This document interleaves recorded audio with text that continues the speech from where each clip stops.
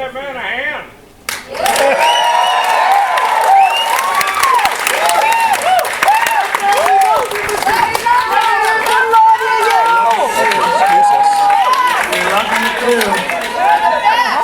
We love you, President Trump. We love you. And you know, they have me really working. I gave a speech and a roundtable, then another roundtable, then another speech, and here we are. And then we go home, but I don't want to leave your state because I love your state.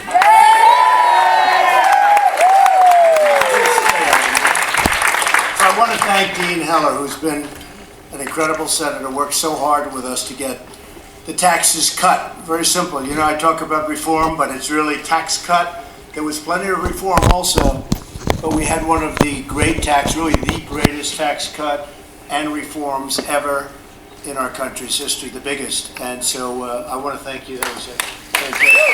Dean Heller. And your Attorney General, Adam, who's running for governor, I think you're going to do great. I think you're...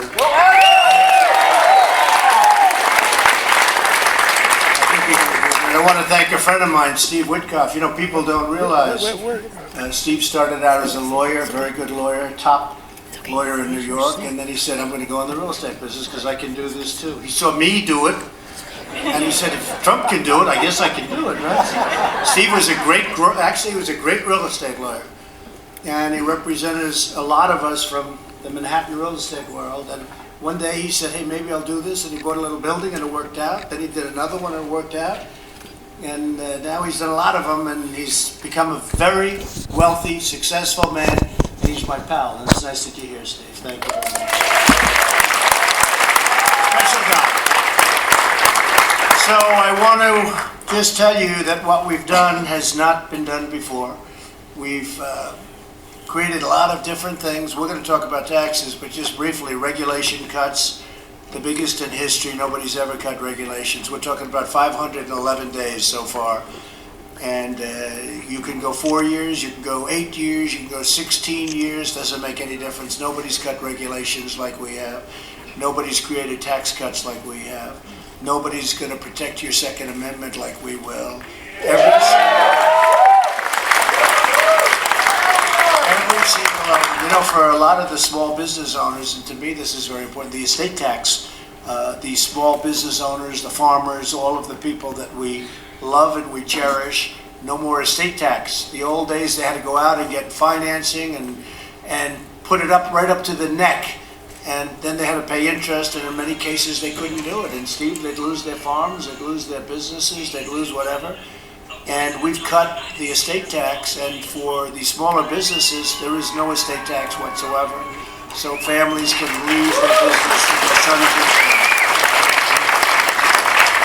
The Heritage Foundation just came out recently, and they said that we've already implemented 64% of our top agenda items, and that's ahead of anybody, including Ronald Reagan. So we've done a lot of work in a very short period of time. And you know, the bottom line is America is open for business. I got elected on Make America Great Again.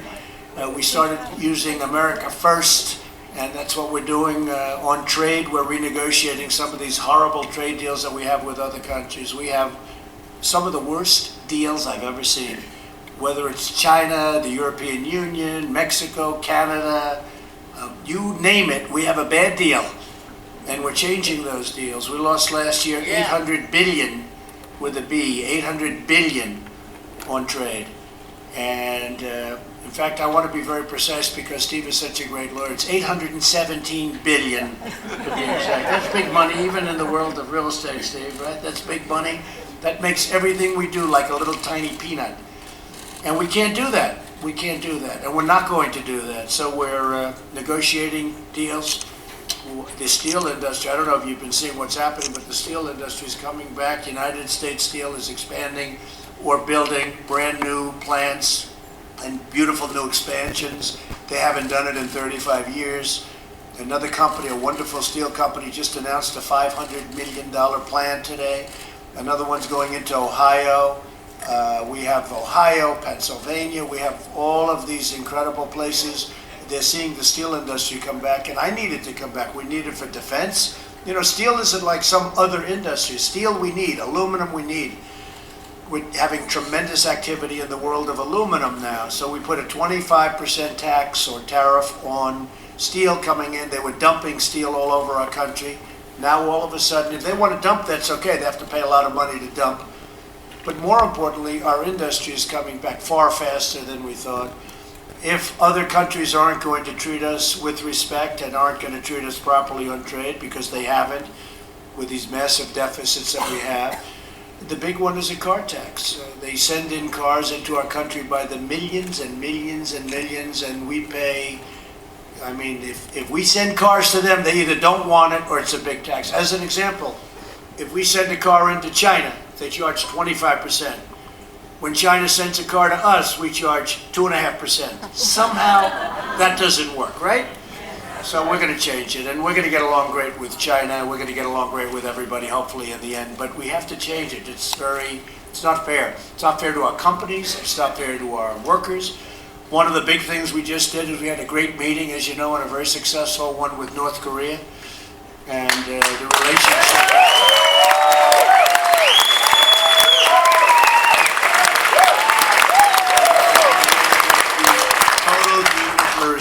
of North Korea, and the process is beginning, and further talks are going on. We're getting the remains back of our great heroes. There have been so many people ask me, could you do it?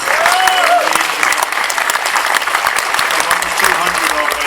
Some people never got anything back, anybody back, and so many, I guess for the most part, it would be the children and the grandchildren. They want to get the remains back of their fathers and their grandfathers, and we're starting that, and it's been really incredible. We got our hostages back, and the New York Times said, well, Obama got hostages back too. Yeah, but he paid $1.8 billion.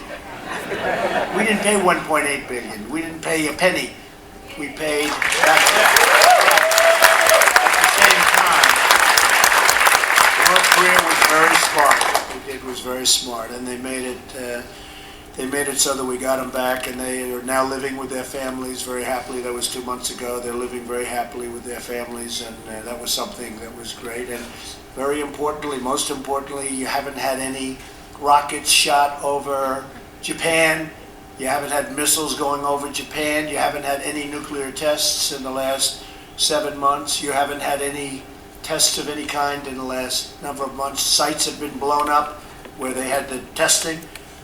They're getting rid of their engine site. The engines, these are engines, they call them engines for ballistic missiles. That's going. And step by step, it's really working out well. And most importantly, I have a very good relationship. We have a good chemistry together. We got along very well. He's a smart, tough guy. He's a great negotiator. I think he sees a tremendous future for North Korea, but we want to have it denuclearized, and that's what's happening. So that was a great visit. It was a 2-day visit. It was a great visit. It was really quite something. So we're very happy to we'll get it done. We'll get it done. And China helped us at the border. I have to tell you, President Xi really helped us at the border. And Japan, Prime Minister Abe was terrific. And the president of South Korea, we really worked well together, President Moon. And it's a great team. I mean, honestly, it's a great team. And we did things that everybody said were really impossible to do. Nobody would have believed it. If you remember, before I got elected, it sounded like we were going to war with North Korea. And that was a war that could have cost the lives of 50 million people. You know, Seoul, Steve, when we think New York City's big, Seoul, which is 30 miles off the border of North Korea, has 28 million people, Steve. 28 million. So in New York, we have 8 million. And we think New York is big. Seoul has 28 million people. And it's literally not even nuclear distance. It's right there for their, they call them cannons. They have thousands of cannons aimed at Seoul. And we think that everyone's going to be very safe. We'll keep going with this, but everyone's going to be very safe. I think we've made tremendous progress, and it really was a lot quicker than anybody thought possible. So we're doing very well, and I'd like to maybe we'll start off and we can talk about, you can ask questions or make some suggestions, but maybe I'll ask, Adam, do you want to start the process? Thank you, Mr. President, for being here. I wanted to give you an update from the front lines on how Nevada's economy has been soaring over the last few years. We're seeing the results on jobs and the economy firsthand. No state in the country was hit harder by the recession. Today, jobs have come back and businesses stronger than ever. We've been growing by about 40,000 jobs per year. We have our lowest unemployment rate in more than a decade. Right now, manufacturing jobs are growing at the fastest rate. These are good jobs that are well-paying, that are able to sustain families and hardworking Nevadans. This past year, we saw construction jobs go up by 8%. You're very familiar with the Strip. We see record projects down here and all over Nevada. And we're at a record high for small business jobs. We have over 632,000 jobs and over 18,000 new small business jobs just last year. These important jobs for small mom and pop businesses. Your economic policies are working. Thanks to the tax cuts and less burdensome regulation, America's economy is coming back. So,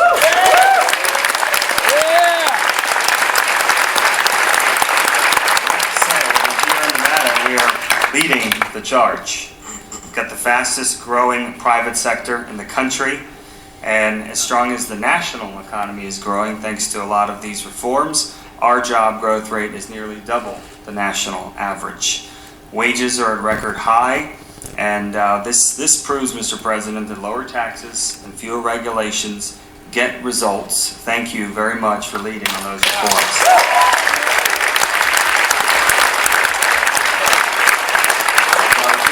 I'll just close with, we still have a lot more to do here, and I know you have a lot more to do for the country, but we need to fight to keep our taxes low, fight to keep finding ways to reduce regulations that do not help our businesses and that are excessive. And I look forward to working together with your administration for our great state. Thank you very much.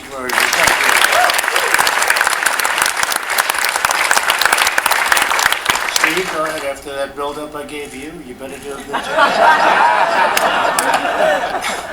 Mr. President, first of all, I'd like to thank you for having me here today. It's really, as always, a pleasure to be with you. I'm here to tell a story and echo what the Attorney General talked about a project that we're doing, and it's a success story. So my partner and mutual good friend of the President's, Howard Lauber, and I bought a project, the Fountain Blue Project, which we have now renamed the Drew, after my son Andrew.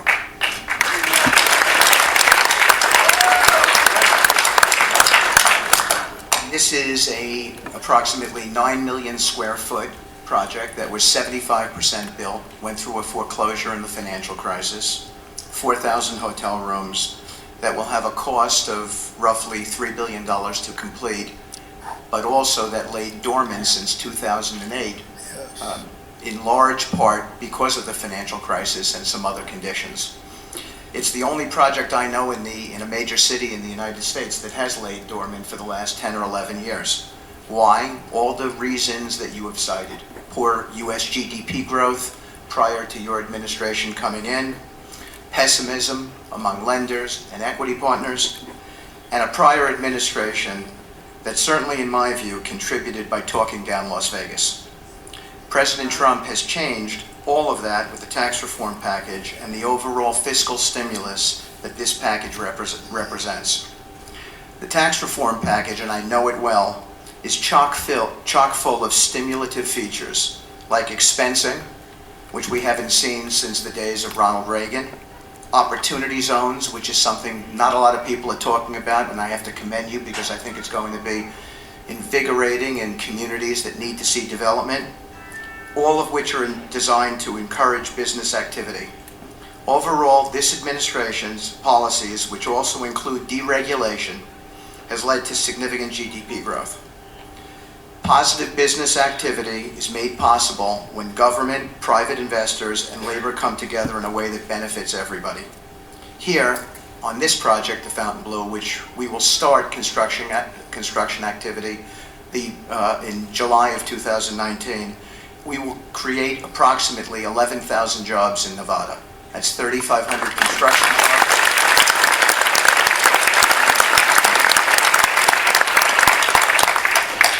And 7,000 permanent jobs.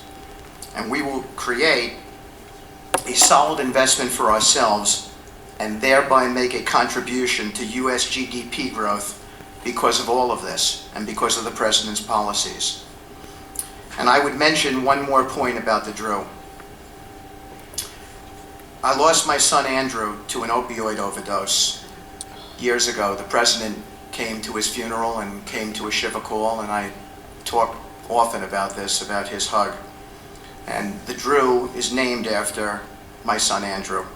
My family is deeply grateful to the President for taking on the fight against substance abuse, which is a pernicious problem, and no one before him took it on. And I think it's just nothing short of incredible. But when this project is finished, my family will dedicate a significant portion of its interest towards this substance abuse fight, so that my son's death will always have meaning. In my view, it is President Trump who has created the conditions for all of these things to happen. So thank you for having me today. I am deeply grateful to you, Mr. President, for your tireless work, for your dedication to this country. It has been my blessing to have a close friendship with you for 30 years, and it is my honor to call you my president.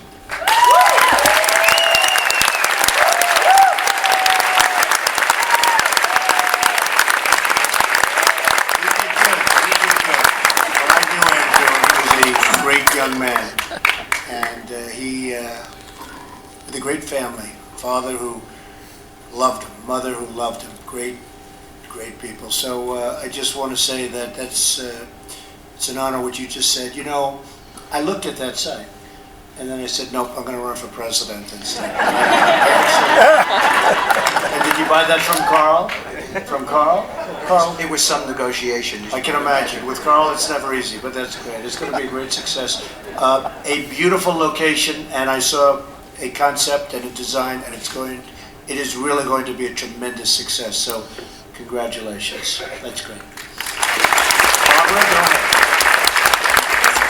Thank you, Mr. President, for allowing me to be here. I'm very excited to talk to you all about how the Drew has impacted my life in a positive way. I am a Las Vegas native. I've lived here my entire life. I went to the University of Nevada, Las Vegas, graduated in construction management. I met my husband here. I'm raising my 2 boys here. We really love this city, and I'm excited to be in the city. I am a construction project manager for Whitcoff Group, and the evolution of how that happened is sort of interesting. Again, when I graduated in construction, the growth and development in Las Vegas was booming, and so I was fortunate enough to be able to work on some of the amazing strip properties that exist today. And unfortunately, over the last 8 years, its construction and development has been slow, and I was fortunate enough to be able to go to the Fontainebleau project and be the property manager there. And a year ago, I met Steve Whitcoff when they were looking at acquiring the property, and I was lucky enough to be brought on to their team, in the development team, and I get to work on this incredible, amazing property and resort. And when he brought me on, of course, that brought job security that didn't exist before, increased compensation, and really, future growth development that didn't exist in the preceding years. So I'm really excited to be a part of this project. It's going to be an incredible resort when it's complete, and the team is really working diligently to bring something amazing to the Las Vegas Strip. And I'm, like I said, a longtime Las Vegas resident. And I'm really excited about what's happening in the city. There's a lot of growth, a lot of development, and it's all very exciting to see happen. And again, thank you for letting me to be here. Well, thank you very much, Barbara. Thank you very much. I so much want to ask Whitcoff what he paid, but I'm not going to do that. I just want to see where he is relative to what I think he could have bought it first. I'll ask him after this is over. I know he made a good deal. We have a very special person with us who's become a friend of mine, Alex Acosta. He's the head of the Department of Labor, he's Secretary of Labor, and he's just unveiled a health care plan You can call it association plan, you can call it whatever you want, but it's going to be millions and millions of people where they're going to have tremendous negotiating rights to buy health care with the insurance companies. You can cross state lines. That means you have a lot more competition. And he's just done a tremendous job as the Secretary of Labor. And I want to ask you to say a few words, Alex, please. Thank you, Mr. President. And let me just say, this is a great city to be talking about this. Just about 2 hours ago, I met with Mary Beth Seawold, who's the President and CEO of the Las Vegas Chamber of Commerce. And I wanted to talk with her because the President unveiled these association health plans on Tuesday. And on Thursday, I read that Mary Beth was already moving to make these into a reality. And so these are so straightforward and so simple. Right now, small businesses have massive disadvantages in providing health care to their employees. The regulatory burden on small businesses is actually greater than on large companies. Think about that. Small businesses, the engine of growth, have a greater regulatory burden than large companies. And they don't have economies of scale, they don't have bargaining power. But what if the Las Vegas Metro Chamber of Commerce can bring all these small businesses together and bargain on their behalf as if the chamber is the employer offering the benefits to the employees of all the small business members. And Mary Beth has already seen this opportunity and is already taking action. Mary Beth.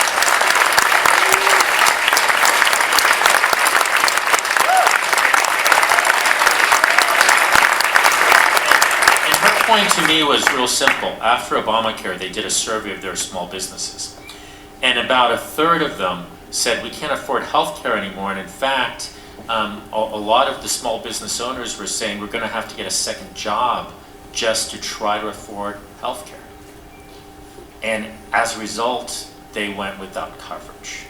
And so she sees this as an opportunity for the chamber to empower small businesses to do what they do best, which is to create jobs and to create economic growth.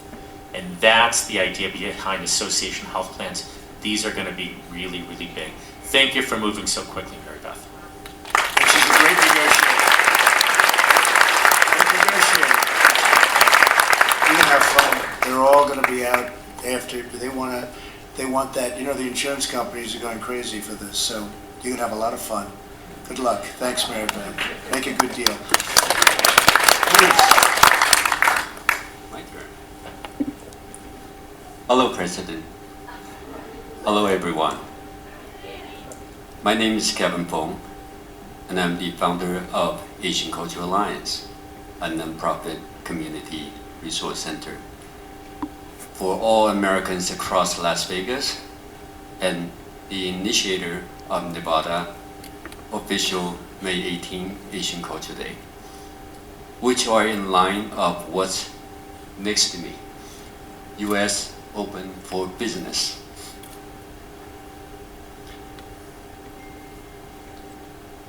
By the way, I have some of our country chair, they have came early and wait, and they just love you. Thank you.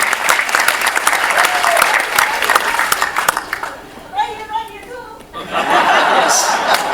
I want to thank, yes. I want to thank Senator Dean Heller for this opportunity. And we need your experience to continue to help our great president for years on end.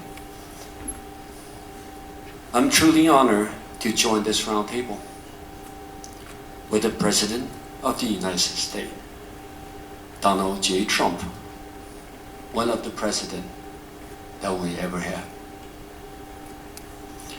Mr. President, your tax cut have delivered an enormous impact on our community. I've seen it day in, day out, through my work at the Asian Culture Center, on my professional job as a home inspector. Fewer and fewer people are unemployed, and for the first time in 8 years, housing value are increasing in Nevada. Mr. President, you made a promise and you kept your promise.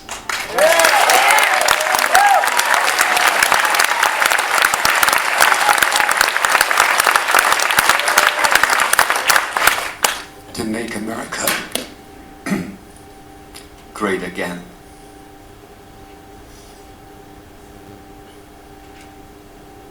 Which our children's future depend on your daily decision. Thank you, Mr. President. Me and my kids are so proud of you. Last, may I offer you, Mr. President, a book. The Magnificent Chinese Jade Pagoda.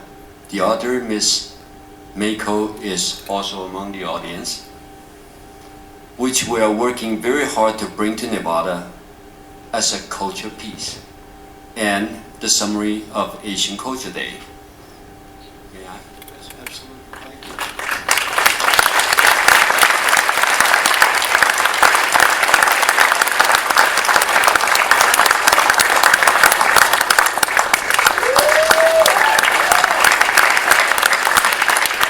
Thank you, Captain.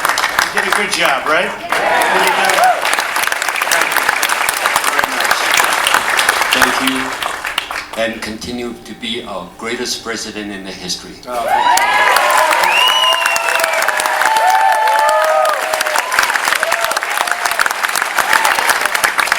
tough to beat. Can you beat that, Ryan? I'll try. I don't know. Be tough. Mr. President, it's an honor to have you back on behalf of Michael and Paula Gahn, who are out of the country. They would have been here to greet you personally. My name is Ryan Growney. I'm the general manager of the South Point Hotel, Casino, and Spa. This is the South Point showroom. And we're a large property in the south end of Las Vegas Boulevard. 2,700 employees, 22 nearly hotel rooms, 2,200 hotel rooms. Arena, equestrian center with 1,200 horse stalls. So we're talking to my guys here from Silver State. Hey, bowling center, movie theater. It's a large property. And if I could just give two examples. These gentlemen hit on everything that I could have said, but on this property, I can assure you the tax cuts affected our employees and our business. The first is we were excited about the announcement. We know it's going to be good for the economy. We know it's the right move. We wanted to make sure our employees were excited about it. So shortly after the announcement was made, my boss picked up the phone and asked our payroll director, what would it cost us to do a second round of holiday bonus checks? And she says a little over $500,000, and we had just sent them out 3 weeks prior. And he says, please prepare the checks and get them in the employees' hands as soon as possible.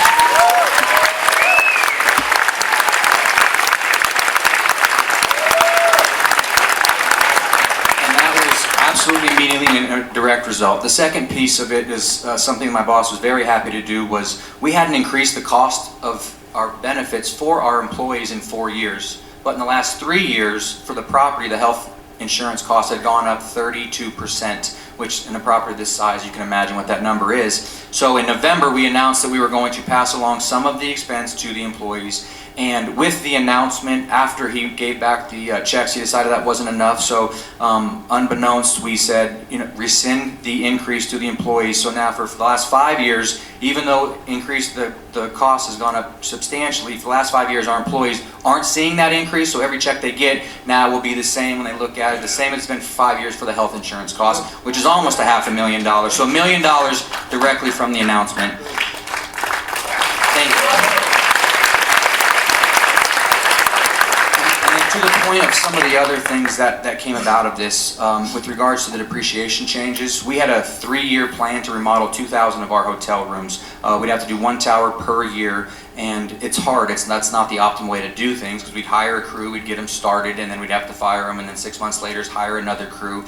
And when the rules came out and we looked at it, we decided that we could take advantage of some of the capital that got freed up. And instead of spending $30 million in 36 months, we're now going to spend $30 million in 18 months, We're going to keep those guys working. We're going to get a premium room product on the floor available to the public a lot faster to take advantage of some of the things that these guys are talking about. 15,000 new rooms are coming online, 3.8 million square feet coming online. I think it's $18 billion in construction either being planned or underway. Las Vegas Stadium, 4 miles down the street. So a lot of those things are due to you, and we just want to thank you for everything you've done. We want to thank you for being here, all the other panelists. It's a great honor. And my friend Jason here is one of our employees, Jason Monhay. He runs our Baja Miguel's Mexican restaurant, and he has a fabulous story regarding this property, and if I could, I'd love to ask him just to tell it. Go ahead, Jason. Thank you.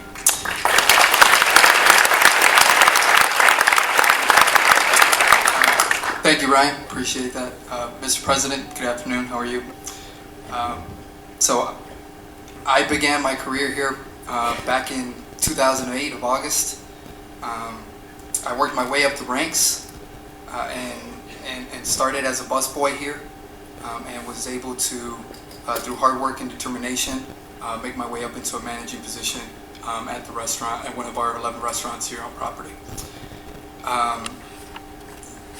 With that being said, I also have a family member here who works here as well, which is my mother. Couldn't have done it without her support and the support of my family as well.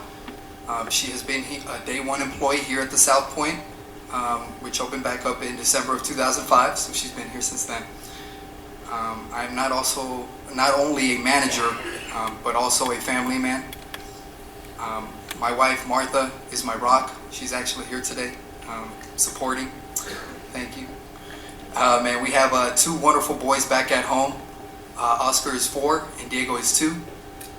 And your tax cuts enabled our owner, Michael Gahn, like Ryan said, to give back $1 million collectively to all of his employees, myself included. And you have no idea what that's meant for my family. So thank you very much for that. Well, thank you, Joe. Jason, great hair, number 1. And Ryan, say hello to Michael, friend of mine, great guy. He's done an incredible job, really. So give him my regards. Thank you very much. Thank you, Jason. Thank you. Please. Thank you. Good afternoon, Mr. President. It's an honor and privilege to be here with you today. I'm a co-owner of Silver State Hay, and the real heart and soul of the company is my wife, Elisa, who also owns it with me. I was born and raised here in Las Vegas, Nevada. My mom's from Cuba, my dad's from Indiana, and they met here in junior high and have been together since. I'm the oldest of 6 and met my wonderful husband here in Las Vegas. Mr. President, I was born in Chicago, Illinois, raised in Lexington, Kentucky area, enlisted in the Marine Corps about 2 weeks after high school.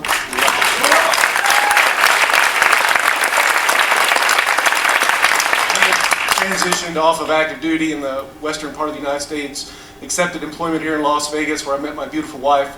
We have 2 children together, our son Nicholas and daughter Kira. We're very blessed to have our beautiful children. My daughter's here in the audience with us today. We own a family-owned business. We're 3rd generation owning it. My grandmother started it. She was a horse trader and a trainer.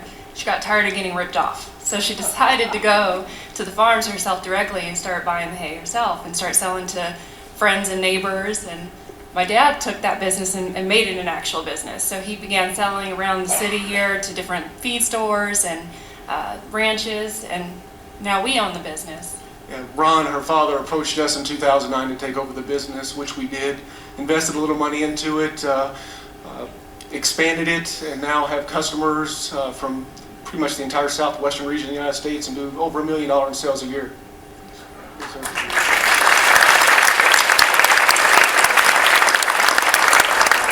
We've even done some overseas shipping recently, so that was pretty cool too.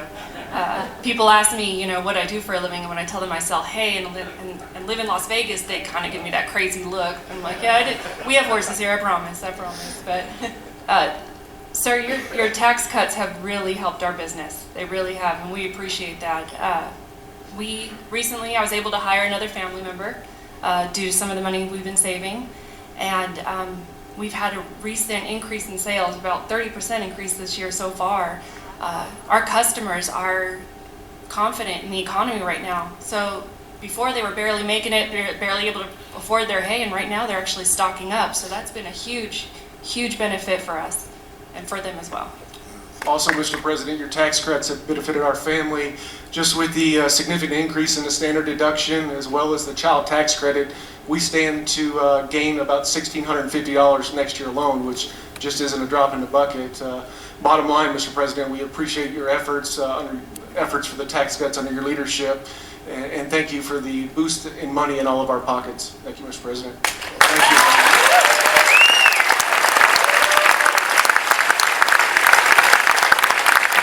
Team, isn't it, back and forth? Practice? That was really good timing. Thank you very much. So a friend of mine, somebody that's really been in the trenches with us, he fought very hard with all of the Republicans. We had no Democrat support. It was too bad. And I think it's going to come back to haunt them.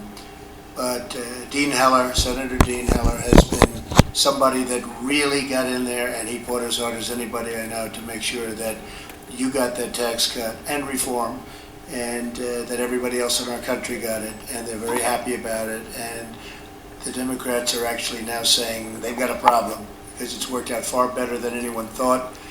And when you add the regulations and all of the other things we've been doing, it's a great combination. And while you're all talking about the economy is doing well, it's going to get a lot better. Expensing is something, Ryan, that, as you call him, your boss, Michael, would know very much about. But one-year expensing is, I think, going to be the sleeper in the bill. We have another where literally trillions of dollars are going to come back into the country. Apple has already agreed they're going to be investing $350 billion. They're bringing approximately $230 billion back from overseas, where you would have never seen that money again without what we did in terms of the reform on the tax cuts. So there's just one example where Apple's going to do it. And you have many companies doing it. You have many companies. They're spending money, and it's really something very beautiful to see. It's jobs, it's imagination, it's so many different elements are at play, but our country is doing really well, and it's going to even do better. We're working very hard on the border with the immigration. We have to be very strong on immigration, but we have to let people in, the right people, where we have a merit-based system. We're developing a beautiful merit-based system so we can fill all of the jobs that we want. And that's working out very good, but we do have to be very strong, and if we're not, you're going to have millions and millions of people come up, and it's not going to be a good situation. It'll be a very bad situation. If you look at what the Democrats are doing, and Dean understands this better than anybody, if you look at what they're doing, they want to have a very weak border, very open border, and that's going to lead to tremendous crime and a lot of problems for a lot of people, including jobs. It's going to be a very bad situation. So we're working very hard on it. It'll get done properly. We have to be very vigilant and strong, but a lot of good things are happening. So I want to just introduce Dean Heller, a real champion, a hard worker, and a total winner. And he's got a tough race, but I think I saw a poll just a little while ago that looks very, very promising, very good, even beyond what we thought. I don't even want to tell you because maybe he'll ease up, and I don't want him to ease up because it's going to be a tough race. But he's going to win that race, and we need you back in Washington, and he has really been an incredible race.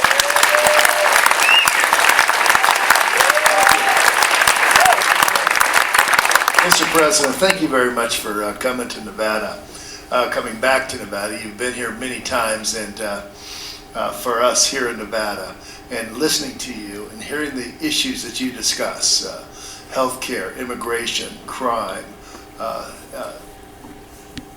tax issues, all these issues, how the economy is doing is important for all of us. So I want to thank you for all your hard work and effort. I'm going to share a quick story that I shared earlier. I've been with the president all day today, so he may get tired of listening to me at this point. But having said that, I want to thank our panelists that are here today. I want to thank the Labor Secretary also. Mr. President, you've heard stories from a bunch of Nevadans here today, and there's a lot more out here in this audience. I want to thank everybody that is here, having an opportunity to listen to this president. Isn't it great to have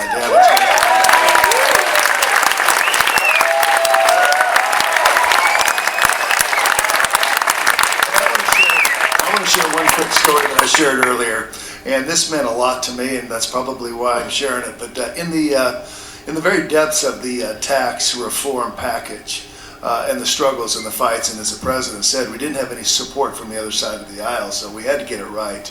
I spent time with his Treasury Secretary, Steve Mnuchin, and he called me in. In fact, we were having breakfast together, and we were getting into the depths of this and just making sure that this tax package that came out of Congress would do exactly the benefits that we heard around this table today. But Treasury Secretary said to me, I want to show you something. And it was a framed article that was on the wall next to his desk. It was a Wall Street Journal article, and it was their announcement that the president, President Trump, had just nominated him as Treasury Secretary. And the president cut this article out and sent it to the Treasury Secretary, and what he wrote on it was what was important. And on it, the president wrote 5% GDP. Now keep in mind, we have been wallowing in less than 2% GDP for the last 10 years. And this guy gets nominated Treasury Secretary, and the message that he gets from his boss is, I want 5% GDP. Where are we today, Mr. President? Doing very well. You've probably seen 3.2, which people would have said would have been impossible, and there's only a projection, so who knows what that means. But the Atlanta Fed just predicted 4.8, right? Something like 4.8. that. Yeah, 4.8. Who knows what it is? I will say this. Each point is said to be $3 trillion. Think of that. So, point, 2 points, 3 points. But each point is said to be $3 trillion, and each point is said to be 10 million jobs. So I think we're going to do very well. We're going higher than that number. Mr. President, I just want everybody here in the room, and they all know it, and these are all my friends out here and your friends. I just want everybody to know how hard this administration works every single day. Every single day to create these kind of products. The fact that you have a Treasury Secretary who says to me every day I come to work, I look on the wall, I know exactly what my boss wants. I think that sends a message not only to that office, but also across the board to everybody else that works in this administration. Mr. President, thank you for coming to Nevada. Thank you for taking time. Thanks for all the hard work you do. Thank you very much.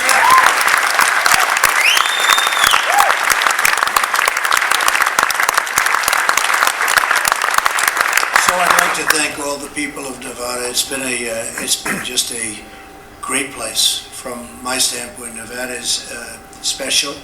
It's been so many friends just in the audience. We have to get our friend into office. We need him there very badly. If that doesn't happen, and if other things would happen, you're going to have a massive tax increase, and you're going to have a regulation increase, and it's not going to be a good situation. A lot of bad things will go on, and we can't let that happen. It's going to be a nasty race. It's already started to be nasty. Pretty much all of them are, for some reason. Nobody really knows why, but it has been this way before. I said to one of the senators, Dean, I said, has it always been this nasty? And I won't tell you which 2 or 3 administrations, but he's been around a long time. He named 3 different times when he thought it was worse. I said, that's pretty hard to believe. But it's tough stuff, but we're winning. We're winning like nobody's ever won before, and we want to keep it going. So